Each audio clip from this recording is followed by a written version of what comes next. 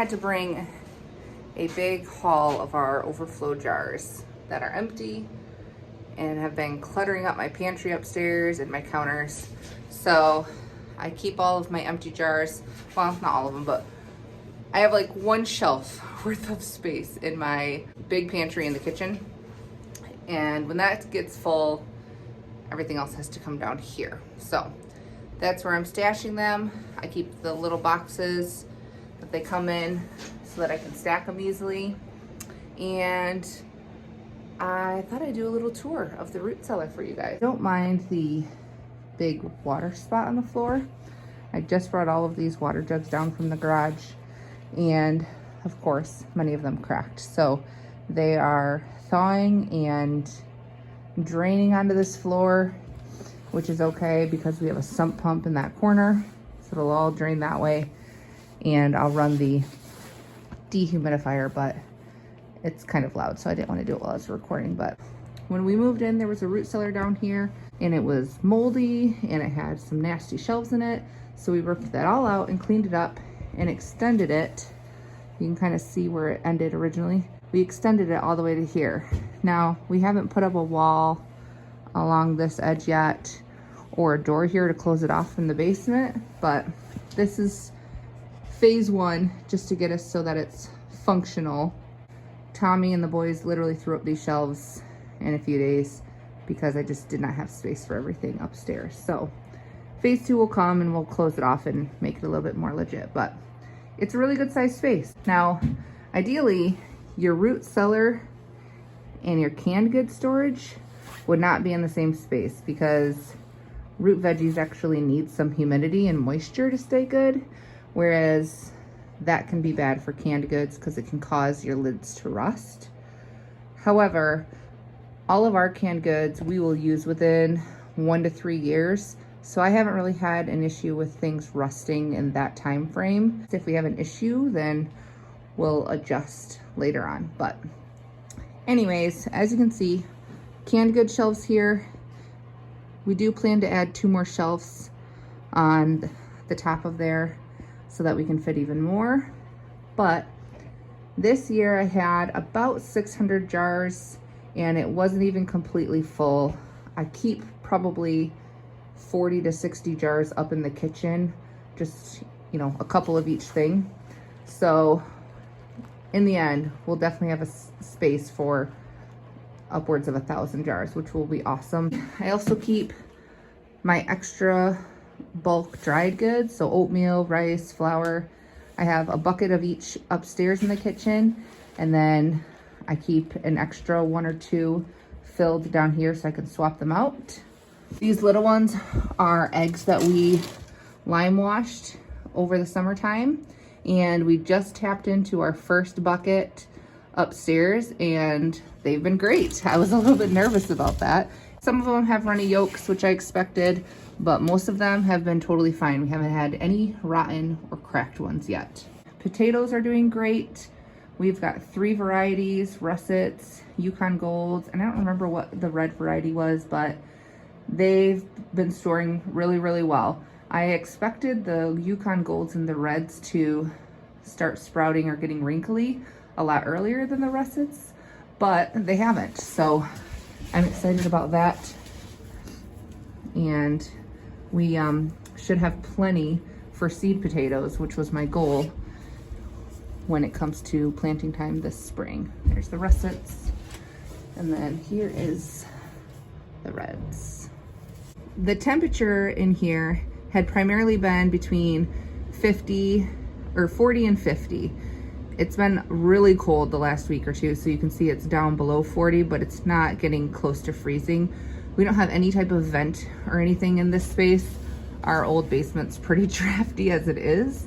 So I'm just keeping an eye on it, again, since it's our first year using this space for storage, and we'll make adjustments as we need them. You can see we obviously have some mouse traps set, but we actually haven't caught or set any off yet. So that's a good thing. These squashes and these potatoes are really the only things that are accessible by rodents, and they're not really their first pick. All of the stuff on the shelves here is stuff that we grew, except for there's some ground venison and cubed venison on the end. That is maple syrup from a friend. All of the beans were just store-bought dried beans. And then obviously I did not grow the pineapple or the peaches. So the meats, the veggies, the lard, beyond that is all stuff from our garden. We had a huge bumper crop of tomatoes this year, as you can see.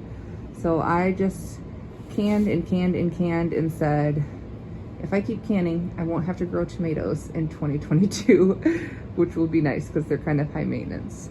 But I have tons of tomato sauce, and then this is salsa down here. These are just regular white potatoes that I can because I like to have them for convenience. And as our stored potatoes start to go bad, then I'll start canning the rest of them.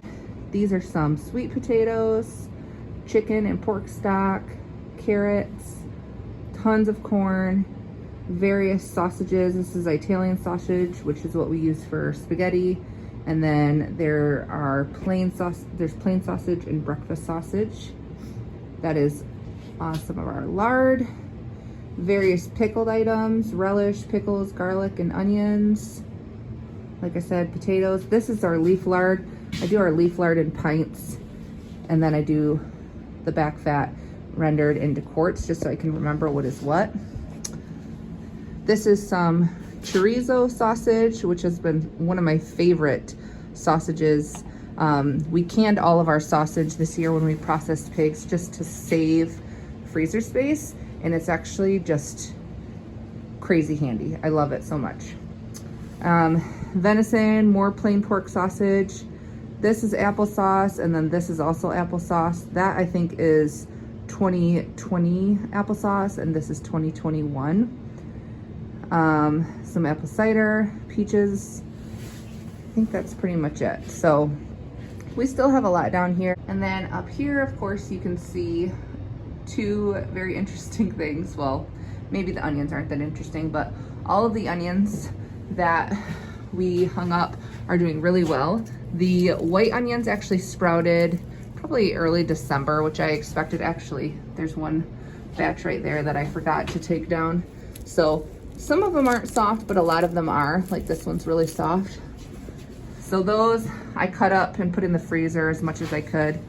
But the purple ones even, which I didn't expect, are still very, very firm, which is exciting. So we have plenty of onion. These are our prosciutto.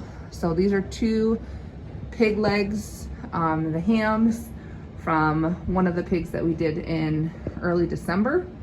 And they are salt cured, and well, they were salt cured for a little over a month, and then now they are rubbed down with pepper, and they're gonna hang here for a year or 2. So I'm excited and nervous about that. They are really, really big for prosciuttos. They were like 40 pounds to start, which is just massive. So I'm hopeful for that. I'm anxious for that, but I'm also nervous about that. Come summertime, I'm not sure what the temperature is going to be down here. I think it'll probably get too warm, and we're going to have to figure out another place to hang those, but we'll figure that out when we get to that point.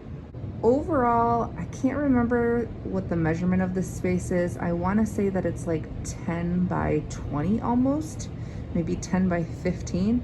It's pretty good sized. And as you can see, we're not even, utilizing all of the space. Once we get this wall up, we'll probably add more shelves coming this way.